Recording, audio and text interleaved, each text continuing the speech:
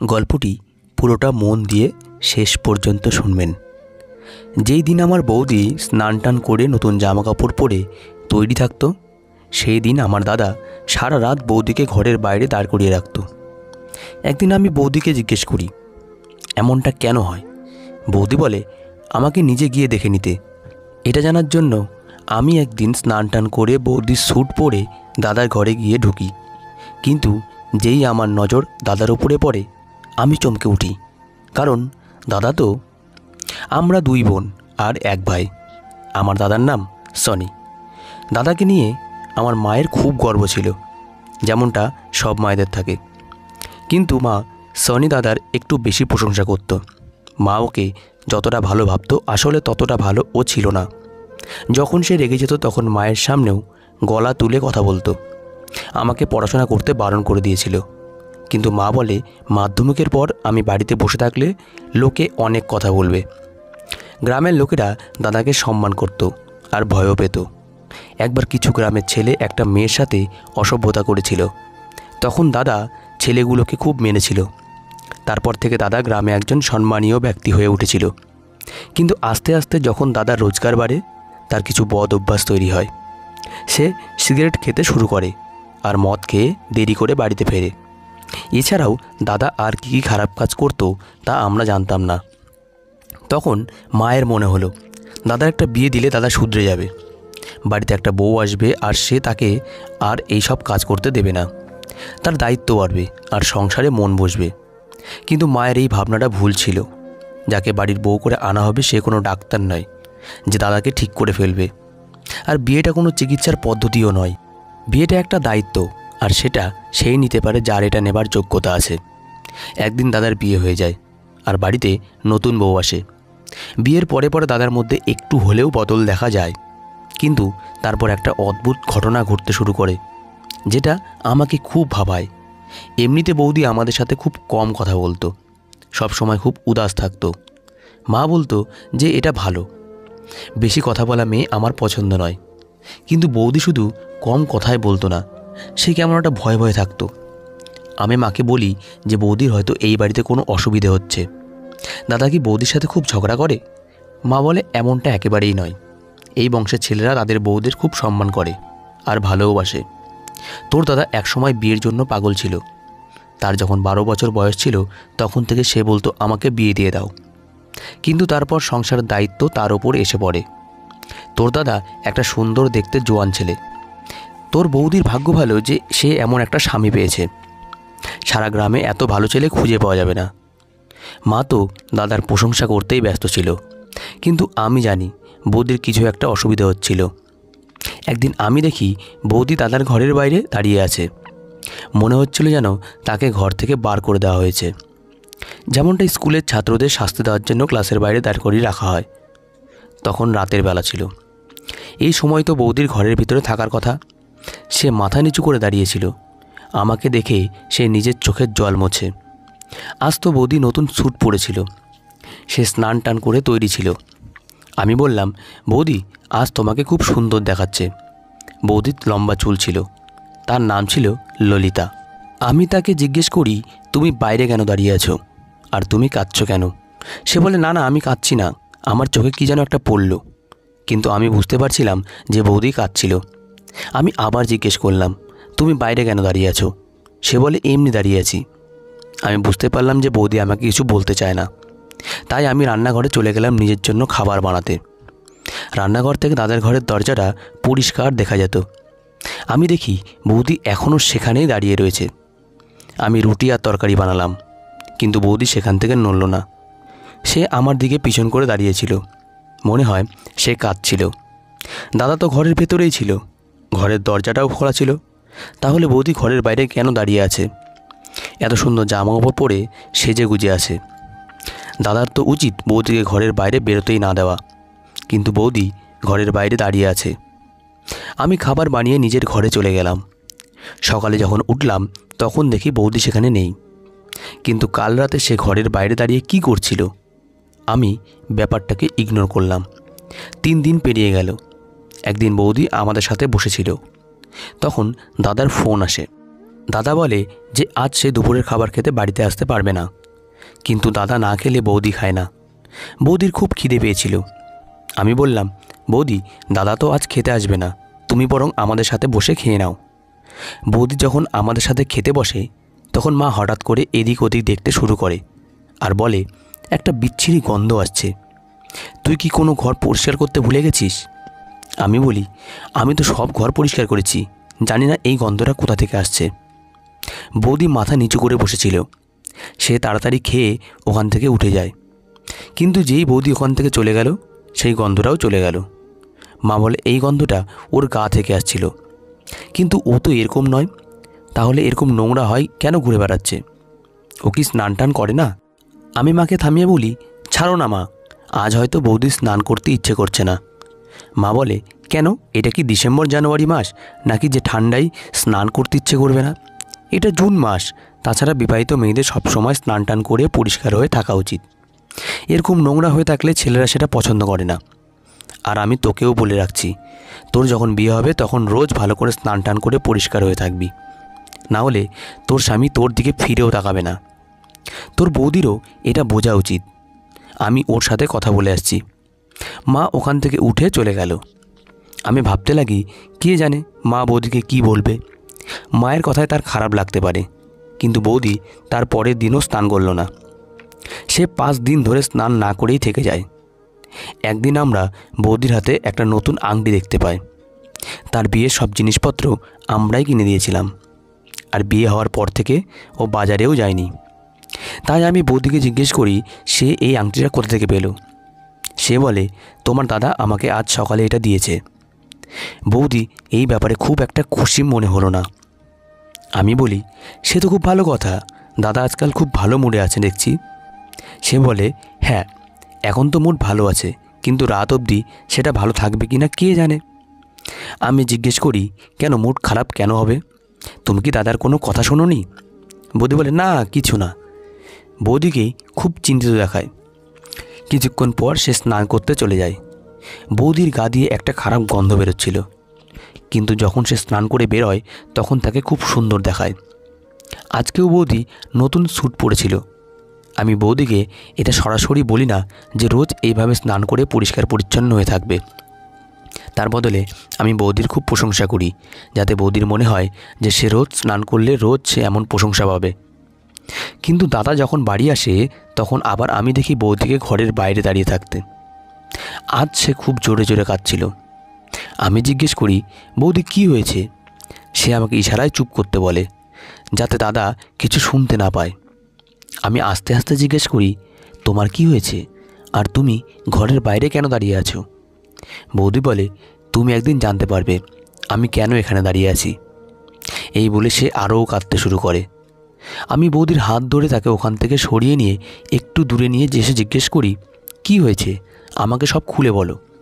বৌদি বলে, তুমি জানো তোমার দাদা মদ খায়? আমি বলি, হ্যাঁ আমি জানি, কিন্তু মা বলেছিল যে বিয়ের পর দাদা এসব ছেড়ে দেবে। বৌদি বলে, কে বলেছে ও সব কিছু ছেড়ে দেবে? ও এখনও মদ খায়। আমি বলি, সে তো বুঝলাম যে দাদা এখনও মদ খায়, কিন্তু তার সাথে তোমার ঘরে বাইরে দাঁড়িয়ে থাকার কী সম্পর্ক? বৌদি বলে, আমি জানি না, আমি কিচ্ছু জানি না, আমাকে ছেড়ে দাও, আমাকে ওখানেই দাঁড়িয়ে থাকতে দাও। আমি কিছুই বুঝলাম না। কিছুদিন পর বৌদি আবার স্নান করা বন্ধ করে দেয়। আবার ওর গা থেকে একটা দুর্গন্ধ বেরোতে থাকে। এই গরমের সময় কেউ যদি 4-5 দিন স্নান না করে তাহলে তার গা দিয়ে গন্ধ বেরোবেই। বৌদি যখন মায়ের কাছে এসে বসতো তখন মা নাক চাপা দিত। আমি মাকে ইশারা করলাম কিছু না বলতে, কিন্তু মা বলতে থাকে ওর স্নান করতে কী অসুবিধা হয়। আমি বুঝতে পারি না ওর মা কি ওকে কিছুই শিখিয়ে পাঠায়নি। কিন্তু বৌদিকে খুবই চিন্তিত আর উদাস আর লজ্জিত দেখাচ্ছিল। বৌদি যেদিন স্নান করত সেদিন দেখতাম তাকে ঘরের বাইরে দাঁড়িয়ে থাকতে, আর যেদিন সে স্নান করতো না সেই দিন দেখতাম দাদার মুড খুব ভালো থাকতো। সে বৌদির জন্য গিফট নিয়ে আসতো, মাঝে মাঝে তার জন্য বিরিয়ানিও আনতো। কারণ বাড়িতে ডাল রান্না হতো আর বৌদি বলতো তার ডাল খেতে ভালো লাগে না। বৌদির এত আবদার দাদা মেনে নিত, কিন্তু এমনটা কেন হতো যে যেই দিনই বৌদি স্নান করে নতুন জামা পরে থাকতো সেই দিন দাদা তাকে ঘর থেকে বার করে দিত। এসবের মানে কি? মা তো বলতো যে ছেলেদের পরিষ্কার পরিচ্ছন্ন মেয়ে ভালো লাগে, যার গা দিয়ে ভালো গন্ধ আসে, যে ভালো করে চুল বাঁধে। বৌদি যেই দিন নতুন জামা পরে সেদিন তাকে খুব ভালো দেখায়। বৌদিকে খুব সুন্দর দেখতে, তার গায়ের রং খুব ফর্সা, তাকে সব রঙে জামা পরে ভালো লাগে। কিন্তু এমনটা কেন যে যেই দিন বৌদিকে খুব বেশি সুন্দর দেখায় সেই দিন দাদা বৌদির সাথে ঝগড়া করে, তাকে ঘর থেকে বার করে দেয়। আর যেদিন বৌদির গা দিয়ে খারাপ গন্ধ বেরোয় সেদিন দাদা তার সব বায়না মেনে নেয়, তার জন্য গিফট নিয়ে আসে। এবার আমাকে কিছু একটা করতেই হবে। এসব কি হচ্ছে? দাদার এ কেমন রুচি? একদিন আমি বৌদিকে জোর করে জিজ্ঞেস করলাম, এসবের মানে কি? বৌদি বলে, একদিন তুমি নিজেই সব কিছু জানতে পারবে। আর একদিন আমি সব সত্যিটা জানার সুযোগও পেয়ে গেলাম। একদিন বৌদি হঠাৎ তার বাপের বাড়ি চলে যায়। তার বাপের বাড়ি থেকে ফোন এসেছিল যে তার মা খুব অসুস্থ। আমার মাও বাড়িতে ছিল না, তার এক বন্ধুর বাড়িতে গিয়েছিল। বৌদি আমাকে বলে গেছিল যে তোমার দাদা ফোন তুলছে না, সে যখন বাড়ি আসবে তখন তাকে বলে দিও যে আমার মায়ের শরীরটা খারাপ, তাই আমি বাপের বাড়িতে গিয়েছি, না হলে তোমার দাদা আমাকে খুব বকা দিবে। আমি জিজ্ঞেস করলাম, দাদা বকা দেবে কেন? তুমি কি তোমার বাপের বাড়ি যেতে পারো না? সে বলে, না বলে যাওয়াটা ঠিক নয়। আমি বলি, তুমি চিন্তা করো না, আমি আছি তো, আমি বলে দেবো, তুমি নিশ্চিন্তে তোমার মায়ের কাছে যাও। বৌদি তাড়াহুড়োতে নিজের ফোনটাও বাড়িতে ফেলে চলে যায়। বৌদি চলে যাওয়ার পর আমার মাথায় একটা আইডিয়া আসে। আমি ঠিক করে ফেলি আমাকে কি করতে হবে। দাদা বাড়ি ফিরে এসে সোজা নিজের ঘরে চলে যায়। দাদার ঘরের সামনে একটা পর্দা লাগানো আছে। তার নতুন বিয়ে হয়েছে, তাই মা বলেছে যে দরজাটা খোলা থাকলেও পর্দাটা যেন সরানো থাকে। এই গরমের সময় দাদা দরজা বন্ধ করতো না, তাই পর্দাটা সরিয়ে রাখতো। কারণ মা বলতো যে বাড়িতে তোর একটা ছোট বোন আছে, ঘরের ভিতরে কী হচ্ছে সেটা তার দেখা উচিত নয়। দাদা ঘর থেকে চেঁচিয়ে বলে, আমার জন্য এক গ্লাস জল নিয়ে এসো। আমি চটপট স্নান টান করে বৌদির একটা জামা পরে দাদার ঘরের বাইরে গিয়ে দাঁড়াই। এমনভাবে দাঁড়ায় যাতে পর্দার ওপার থেকে দাদা শুধু আমার পাটা দেখতে পায়। আমি বৌদির একটা চটি পরে নিয়েছিলাম, আমিও বৌদির মতন সুন্দর দেখতে ছিলাম। আমার গায়ের রং বৌদির মতনই ফর্সা ছিল। আমি যখন ঘরের বাইরে এসে দাঁড়াই তখন দাদা ভেতর থেকে দেখতে পাই যে আমি বাইরে দাঁড়িয়ে আছি। তারপর আমার দাদা কিছু অদ্ভুত অদ্ভুত কথা বলতে শুরু করে। প্রথমে আমি কিছুই বুঝতে পারছিলাম না, কিন্তু যখন আমি বুঝতে পারলাম তখন আমার পায়ের তলা থেকে মাটি সরে গেল। দাদা বলে, আচ্ছা তুই আজ আবার স্নান করেছিস? তুই নিজেকে খুব সুন্দরী মনে করিস তাই না? তুই ভাবিস স্নান না করলে তোর সারা গায়ে ময়লা জমে যাবে, তোর গায়ের রং কালো হয়ে যাবে, তাই তুই রোজ স্নান করে আসিস তাই না? তারপর আমার পায়ের দিকে কিছু একটা ছুঁড়ে মারে। এখন ভূতের মতন দাঁড়িয়ে আছিস কেন? আমি আসার আগে তুই স্নান করেছিস আর তারপর এখানে এসে দাঁড়িয়েছিস, তার মানে তোর অপমানিত হতে খুবই ভালো লাগে। আমি দেখছি এখন আর তোকে মুখে বললে চলবে না, আমাকে হাত চালাতে হবে দেখছি, কারণ তোর সব অপমান সয়ে গেছে। আমি যখন বারবার বলেছি যে আমার পরিষ্কার পরিচ্ছন্ন মেয়ে পছন্দ নয়, তখন বারবার কেন স্নান করিস তুই? দাদা খুব বাজেভাবে চিৎকার করছিল। আমি তখন বুঝতে পারছিলাম বৌদি কেন দাদাকে এত ভয় পেত। আজ আমি বুঝতে পারি যে বৌদি কেন স্নান করতো না, কারণ স্নান করলেই দাদা তার ওপর এইভাবেই চেঁচাতো। কিন্তু আমি এটা বুঝতে পারছিলাম না যে দাদা এমনটা কেন করতো। দাদা অনেক কথা বলতে থাকে, বলে, তোকে আমি স্নান করতে বারণ করেছিলাম না, তাও তুই স্নান করেছিস, তোর কি আমাকে রাগাতে ভালো লাগে? তারপর দাদা গালিগালাজ করতে শুরু করে। এবার আমার ধৈর্যের সীমা পেরিয়ে যায়। আমি পর্দাটা সরিয়ে ভেতরে ঢুকে পড়ি। দাদা আমাকে দেখে চমকে যায়, আর আমিও দাদাকে দেখে অবাক হয়ে যাই, কারণ দাদা বিছানায় বসে কি একটা খাচ্ছিল। সেই খাবার থেকে একটা খারাপ গন্ধ আসছিল। দাদা বলে, তুই এখানে তোর বৌদির জামাকাপড় পরে কী করছিস? তোর বৌদি কোথায়? আমি বলি, তুমি এসব কী খাচ্ছ? এইসব খাবার শরীরের পক্ষে ভালো নয়, এইসব খেও না। তখন দাদা মাথা নিচু করে বলে, এর মানে তুই সব কথা শুনে ফেলেছিস? আমি বলি, হ্যাঁ আমি সব কথা শুনে ফেলেছি। এবার তুমি আমাকে বলো এসবের মানে কি? তুমি বৌদির সাথে এরকম ব্যবহার কেন করো? তুমি এত ভালো একটা বউ পেয়েছো আর তার সাথে তোমার এরকম ব্যবহার করছো? আর তুমি এখানে বসে এসব আজে বাজে খাবার কেন খাচ্ছ?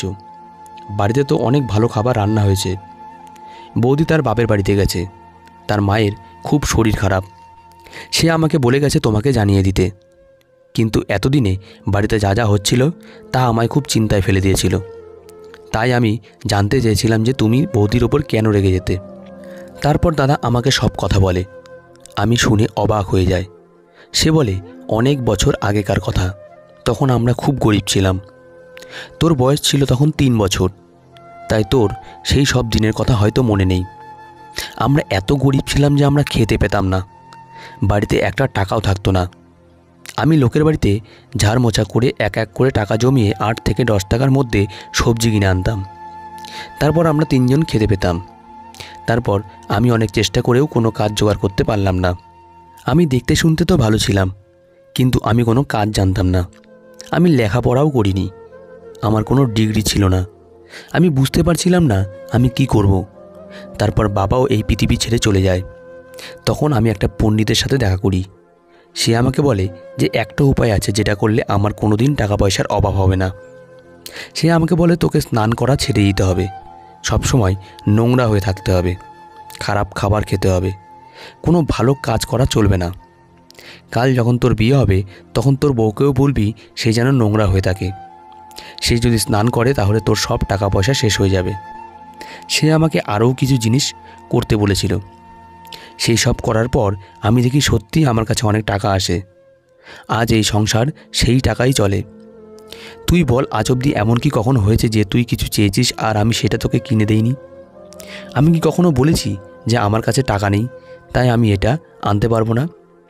এই জন্য আমি বিয়ে করতে চাইনি, কারণ আমি জানতাম আমার বউ আমার কথা মেনে চলবে না। কিন্তু মা জোর করে আমার বিয়ে দিয়ে দেয়। তাই আমি তোর বৌদিকে বলি যে সে যেন স্নান না করে। 4-5 দিন সে আমার কথা মেনে চলে, কিন্তু তারপর তার মাথায় ভূত চাপে। সে বলে আমি পুজো না করে থাকতে পারবো না। তাই পুজো করার জন্য সে স্নান করে ফেলে। তাই যেদিনই ও স্নান করে পরিষ্কার হয়ে আমার কাছে আসে আমি তখন খুব রাগ করি। আমাদের মধ্যে ঝগড়া হয় আর আমি তাকে ঘর থেকে বার করে দিই, কারণ ও যদি পরিষ্কার হয়ে থাকতে শুরু করে তাহলে আমার সব টাকা ফুরিয়ে যাবে। আমি দাদাকে বলি, তুমি আজকালকার দিনে এইসব কথায় বিশ্বাস করো? কে বলেছে তোমাকে এসব কথা? তোমার কাছে টাকা আছে কারণ তুমি কাজ করো, তুমি পরিশ্রম করে টাকা রোজগার করো। উপরে ভগবান আছে, তিনি কাউকে অভুক্ত রাখেন না। যে খাটে ভগবান তাকে সাহায্য করে। তুমি যেটা করছো সেটা ঠিক নয়, এর ফল তোমাকে ভোগ করতে হবে। তোমার কাছে যা আছে সেটাও আর থাকবে না। তুমি এইসব করা বন্ধ করো, আর এইসব খাবার খেতে হবে না। আমি খাবারটা তুলে ডাস্টবিনে ফেলে দিই। তারপর দাদাকে অনেক বোঝাই। দাদা বলে, আবার যদি আমাদের সেই দরিদ্র অবস্থা ফিরে আসে তাহলে তোকে আর তোর বৌদিকে কে দেখবে? তোর বৌদি মা হতে চলেছে। আজ সকালেই সে আমাকে এই খবরটা দেয়। আমি দাদাকে বলি যে কিছু হবে না, ভগবান আমাদের পাশে আছে। দাদা বলে, তোর পড়াশোনার অনেক খরচ, তারপর তোর বিয়ের খরচা আছে। আমি দাদাকে বলি, তুমি ভগবানের উপর ভরসা রাখো আর এইসব করা বন্ধ করো। ভগবানের কাছে ক্ষমা চেয়ে নাও। দাদাকে আমি আমার দিব্যি দিয়ে দিই। আমি তার একমাত্র বোন ছিলাম, সে আমাকে খুব ভালোবাসত। দাদা আমার কথা মেনে নেয়। সে স্নান করে পরিষ্কার হয়ে আসে। বৌদি ফিরে এসে দাদাকে দেখে অবাক হয়ে যায়। বৌদি নিজের ঘরে পা রাখার আগে আমার দিকে তাকায়। আমি মাথা নেড়ে বলি, এবার সব কিছু ঠিক হয়ে যাবে। দাদা ওই সব কাজ করা ছেড়ে দিয়েছে। বৌদি খুব খুশি হয়। আমাদের বাড়ির পরিবেশটাও খুব ভালো হয়ে ওঠে। একদিন আমরা খবর পাই যার সাথে পার্টনারশিপ করে দাদা গাড়ির ব্যবসা করত সে অন্য শহরে চলে যাচ্ছে। সে একটা ভালো চাকরি পেয়েছে আর সে চায় এবার থেকে পুরো ব্যবসাটা দাদা একা সামলাক। দাদা এই ব্যবসার একমাত্র মালিক হয়ে ওঠে। সেই লোকটার কাছে এমনিতেই অনেক টাকা পয়সা ছিল, তাই এই ব্যবসাটা সে পুরোপুরিভাবে দাদার হাতে ছেড়ে দেয়। এর কোনো প্রফিটের শেয়ারও সে নেবে না বলে দেয়। তার মানে এবার থেকে এই ব্যবসার পুরো প্রফিটটাই আমাদের। দাদা স্বীকার করে বলে যে সে ভুল ভেবেছিল। মানুষ পরিশ্রম করলে ভগবান তাকে সাহায্য করে। পরিশ্রমের ফল মানুষ একদিন ঠিক পায়। আজকাল দাদা খুব পরিষ্কার পরিচ্ছন্ন হয়ে থাকে। আমার ভালো লাগে দেখে যে দাদা নিজের ভুলটা বুঝতে পেরেছে। আমাদের বাড়িতে বেশ ভালো টাকা আসতে থাকে। বৌদিও সুখবরটা সবাইকে জানিয়ে দেয়।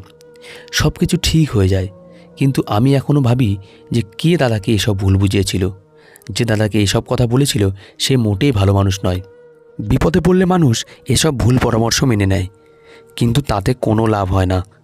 দাদার কাছে যেই টাকা আসছিল সেটা তার পরিশ্রমের ফল ছিল। আজকাল দাদাও বলে যে আমি ঠিক সময় তার চোখ খুলে দিয়েছি। ভগবানের কৃপায় এখন আমাদের বাড়ির অবস্থা খুব ভালো। কিন্তু আপনাদেরকে বলে রাখি যে কখনো নিজের উপর থেকে আস্থা হারিয়ে ফেলবেন না, কারণ ভগবান ছাড়া কেউ আপনাকে কিছু দিতে পারবে না। তো বন্ধুরা, আজকের গল্পটি এই পর্যন্তই। গল্পটি কেমন লাগলো কমেন্ট করে জানাবেন প্লিজ। আর পরবর্তী গল্পের জন্য চ্যানেলটি সাবস্ক্রাইব করুন এবং পাশে থাকা বেল আইকনটি ক্লিক করে রাখুন। Thanks for watching.